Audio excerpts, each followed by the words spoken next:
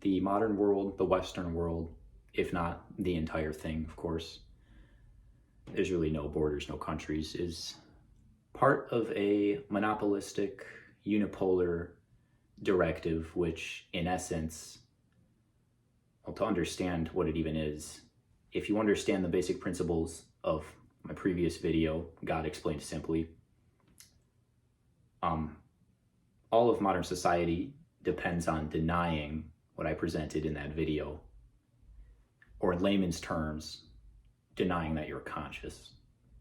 Now, the people who live in these societies, the humans, they will tell you, what do you mean I deny consciousness? I think I have brain activity. I think I compute things and have knowledge in my brain. I don't deny that. No. So really, all of modern society is completely dependent on, indoctrinates you into the idea that beauty doesn't exist, truth doesn't matter, meaning is worthless, worth is worthless, there is no inherent meaning to anything. That is what you are groomed into before you're even born. I'm not even describing the true nature of this conspiracy, how far it extends, but that is the case. Before you're even born, your mind is shaped and invited into this world of unconsciousness, this denial of God, as you may call it. So how does this manifest? What's my evidence? Well, let's look at art. What is art? Art is something that is beautiful, that somebody put effort into because they want to make a statement about reality, in your present experience. They want to solidify and concentrate the beauty of a feeling that they have and try to portray it to you. Yes, they want to give you a feeling that they have. That is art. And what is modern art? It comes from nothing. It is inspired by nothing. These contemporary art museums, they're full of meaningless garbage. It is intentionally meaningless. And people are so indoctrinated today that they can't distinguish meaning from meaninglessness in art, because it's taboo to point something out that has meaning or not. It's completely antithetical to the entire, I'm not going to say what ideology, but I can name the ideologies. It's entirely antithetical to their entire ideology, their worldview, to consider something as meaningful, as beautiful, as of divine importance. Although don't even say the word divine around them. I speak with no ill intent. It's just the way I shape my voice as I talk about something that's profoundly damaging to the mind. So what is the consequence of this? Actually, no, I should list more examples. The food in America is engineered. I noticed this at school. They mess up literally every single meal they could possibly make at the American schools. It is all bland, tasteless. Nutrition is something different, okay? Now, I don't really subscribe to this idea that good food tastes bad, but sometimes bad food tastes good. But in American school food, it's bad and it tastes bad, and that's on purpose, because you're not supposed to ever grow the appreciation for food like they do in, let's say, Italy. Oh my gosh, they worship food in Italy, and it's their right to. It's their right to make food their art. They're not crazy. It's insane that in America, we intentionally butcher the food to make it awful. Why am I so caught up on food? There's so many other things. Film, media. I could rant all day about this, how everything is intentionally engineered to be truly saddening, deprived of divine worth. And it's all on purpose to intoxicate you into a state of nihilism. If you've never really seen meaning, it's easier to make you believe that meaning is meaningless. If you've never felt anything good, how can you imagine goodness?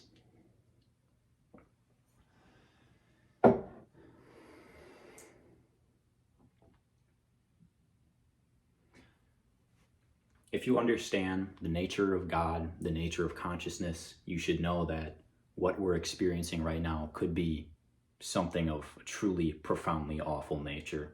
And that's because the nihilism that you gain in this life, or the mind that you lose by being incarnated in this life, certainly you take it with you in the other world.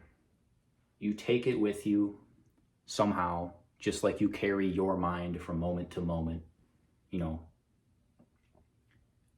if you die in this life, that's a part of God dying. That's a part of God that has stopped creating. That's what nihilism is. When you lay in bed and you give up and you want to just pass away or feel nothing at all, that is a part of God that has died in you. That's what you are. I've been profoundly hurt by this world. I've been hurt beyond hurt, but I won't give up. Because deep down I know that there is a divine right. I mean, there is a divine moral standard. And I don't have absolute certain knowledge that this world breaks that divine moral standard, but it's hard to imagine at this point that a world so corrupting, so damaging, so desolating, which means to remove the soul, desolation, get that word in your vocabulary. I can't imagine how this would be good for God to experience, for God to be. This world, it removes your ability to even know the concept of appreciation, the concept of worth. So I could go on about how this great conspiracy manifests in society. I feel like at this point I could still be considered a crazy person. So let me continue.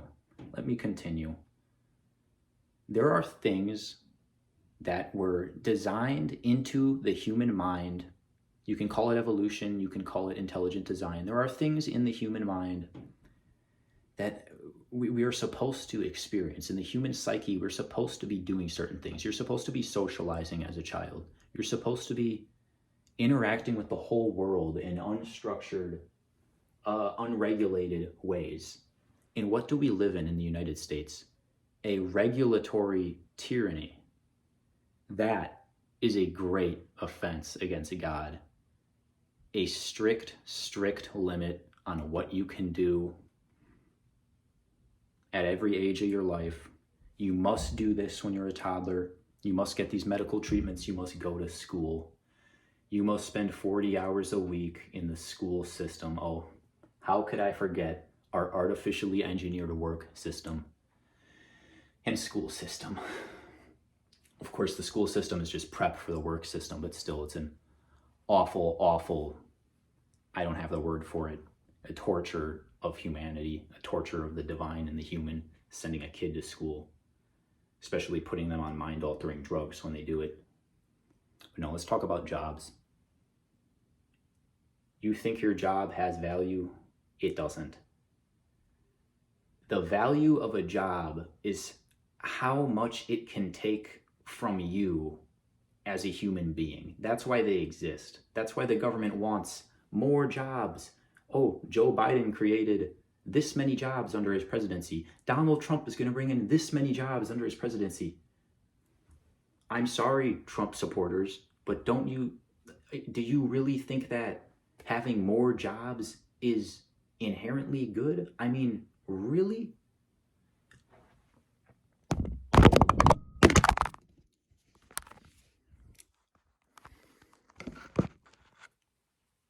Had a low battery notification on my phone.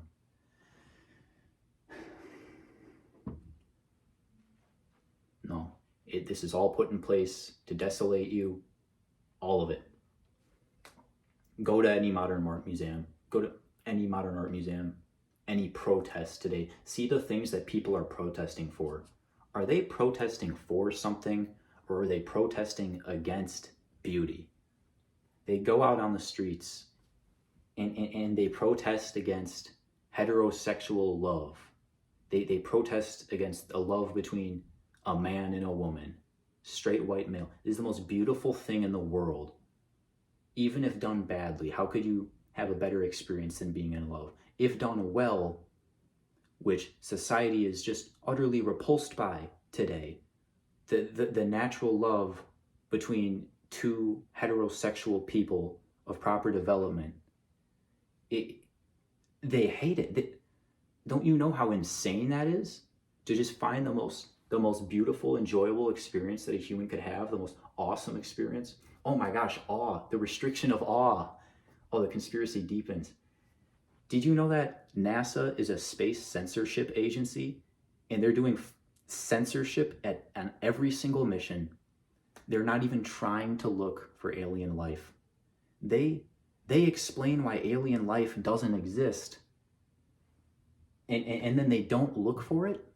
We receive 1,000 signals a day which have no explanation at all, and instead of investigating these, instead of trying to decode them, NASA, SETI, whatever, is coming up with explanations as to why we shouldn't look into them.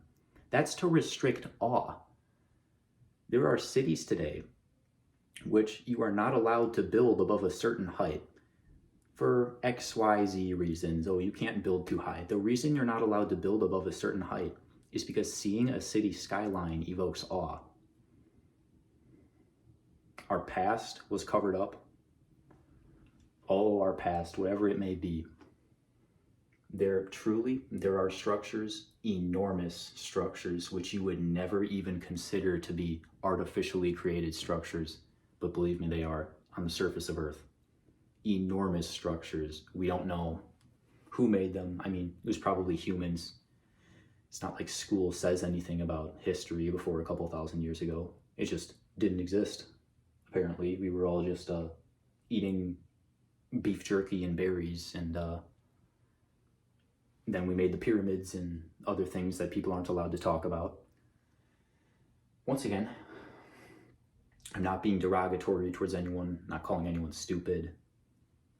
How could I not have a tone in my voice when I'm talking about the destruction of, let's start at the smallest level, my race, my species, my planet, my mind, God. How could I not be angry at the destruction of that? At a crime against eternity? Don't you know, consider it this way. To hurt God is to hurt something that has been building itself, has been gaining power and wisdom and meaning and beauty. That's what God possesses. That's what God's purpose is, as invented by itself, to ever expand the beauty, the truth, the meaning, the purpose of reality, of existence. And this world wants to destroy that. That is an abominable crime. An abomination. Look, if this was all done by design, if God wanted the world to be like this, shouldn't we at least try to fight it? I mean, why not? How do you know? How do you know that this is how things are supposed to be? That you're supposed to be crushed down and destroyed in this world? I mean, when clearly we were designed to do other things. Like, if God wanted to torture itself, if God wanted to torture us, it would just create a universe of pure torment. Why would it create a universe where there's obviously right things to do, there's obviously things that are good, and then there's this vast great enemy against that, which is using sneaky tactics, legal tactics which get you to consent to them in order to turn good into bad, in order to hurt you. I hope that made sense. Why would God design things in such a strange, sneaky, unnecessarily complicated way if the goal was torture? See, this is why I'm a little bit suspicious at this point that we live in such a hellish universe. Just that reason. Should I bring up more evidence to back up my point? Am I done here? Should I inspire hope?